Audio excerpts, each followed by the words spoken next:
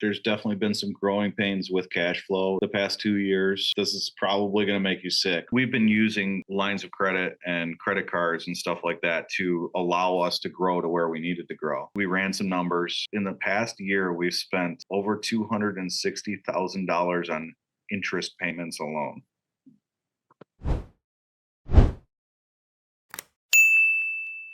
Always scale past what your expectation is. If you've got a ton of work for a little Kubota mini excavator, don't buy the same mini excavator. Buy one or two sizes more than you're going to think, buy like a 135, and that's going to open up more doors, more opportunities for you. Because as much as you'd like to think that you can stay in your little niche, you can't. I just don't. I've never seen it with any company that I don't see a fleet of a guy with a fleet of minis running around. Mhm. He's got 3 or 4 minis and a couple bigger backhoes, and that's how he scaled his business. If I'm wrong, I'm happy to eat my foot, but you don't want to pigeonhole yourself, or at least I don't want to pigeonhole myself in one specific service for the rest of my life. Some guys do great in niche Yeah. market. For those guys, I say keep it going, man. Mhm. But also, I'm like so ADD that I just get freaking bored, and I need to go on to the next thing and do something cool and do something different and build something new. And so my whole philosophy on the business is just, build a spot where, you can have some guys that are very successful in that spot, and then move on to the next thing and let them kind of Yeah. manage their own thing. As a crew. as a crew. So, but yeah, as far as scaling, it's as soon as you're putting too much money into other people's pocket and not your pocket, that's when it's time to scale up. So if you're Mm. killed in rentals, if you're getting killed in overtime, if you're getting killed in trucking. Last year, I did like $300,000 to $400,000 in trucking, and it was like, okay, well, it's time to buy another truck, another 2 trucks, because I'm just giving that to brokers or subcontractors. If it's something for me, like I don't want to do the sewer and water anymore, I have a Mhm. really, really great dude that does the sewer and water for me. I Every time I get a print, I say, George, take a look at this. Here you go. He bids it all up for me, and we work great together on site. We freaking play soccer on Thursday nights. That's why Yeah. we get together on a Thursday. So it's important to have those relationships, and yeah, that's as far as scaling goes, man. It's really just taking a look at your indicators and Yep. ensure that you're focused on finding the right people and going bigger on the equipment than you think you're going to go. Because I see too many guys, they buy 2 KX080s Kubota excavators, and they don't have work for 2 KX080 Mm. excavators. They've got a business that they've been supplementing with rentals. Okay, Yeah. go out and go get the 135 excavator. Now you're going to just open the doors for something else. That's really important to me. I don't want the same pieces of equipment sitting in the yard. I like to diversify, and just if one arena is getting bogged down, I Mhm. can switch my focus into another one. Hey, let's go bang out a bunch of concrete work. Let's go bang out some flat work. All right, now it's time to jump back on dirt. But I'm ADD enough to do that where I can just switch my focus like that.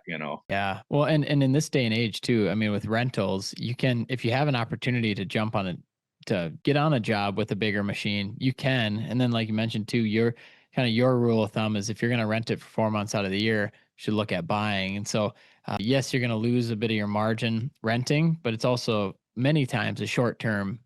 solution Well, and of, you might find out that, hey, I really don't like being on an 850 dozer. Like, screw yeah. that. I'm not going to bid that work anymore. It's possible that that's just enough to get you Mm. into the zone and figure out if it's something that you can enjoy. Because I tell all my guys, I'm like, listen, we've got to have fun here. Yeah. We've got to not feel like this is what we do is miserable. I mean, you're just covered in dirt and sweat and shit all the time, and Yeah. it's miserable. But we can't be miserable when we're here. So Sure. my guys really have a good time laughing and stuff like that. But on the rental side of things, like if like I'm not my favorite machine isn't a dozer. I don't spend a lot of time on a dozer, but I rented one for a little bit, got a hang of it pretty quick, and started doing some final grades. And I was like, hey man, I could make some money doing this, you know, because a I'm not miserable every day when I'm sitting on top of this dozer, and b you know, I'm actually pretty good at it. So you could not be miserable. You could like being on a dozer, but you could be shit at operating a dozer. So, Right. you know, like probably don't do that for your business, you know? Yeah, and kind of one last thought too is as we've been talking, as I've been listening, and everyone's been listening. One common denominator that I'm seeing is just knowing your numbers. Like you mentioned, pay attention to your indicators, and you actually mentioned it earlier in the show as well. Of excavation, concrete, demo, site development, sewer and water. You kind of broke them up into what was working and what wasn't, and like you mentioned, sewer and water. You guys weren't hitting it. It wasn't the most profitable, and the materials change, but you don't know that if you don't know your numbers. And I think, unfortunately, a lot of people guess, and they look at their yearly revenue and say, "Hey, we made 4 million bucks," and then, "Hey, net profit, we made 500,000." But we need to divvy it up further into these divisions of what do we want to keep doing? Like, what does our concrete division look like? Demo, excavation, site prep. And then that takes time, it takes intentionality, but it takes knowing your numbers. And I know it's not easy. Most of us entrepreneurs aren't accountants, but there are numbers we need to know as business owners to make decisions for our company. Yeah. And please, I mean, we all know this too. Just we can't wait till the end of the year to figure out what our numbers are. Yeah. Please, we got to get a hold of it on a monthly basis, building out cash flow cycles, figuring out what's coming in, what's going out, because as Scott Pieper with Mobilization Funding would say, that's the biggest killer of construction companies, especially as they go commercial, is their cash flow. They're Oh, taking man. on, even through success, taking on more and more projects, but you can't rob Peter to pay Paul. You can't just keep doing that, because any hiccup and you don't have the cash flow coming in to pay your bills, and that can put you out of business. Yeah, there's definitely been some growing pains with cash flow Hmm. the past 2 years. This is probably gonna make you sick, but I'm gonna say it anyways. Let's hear it. So we've been using lines of credit and credit cards and stuff like that to allow us to grow to where we needed to grow.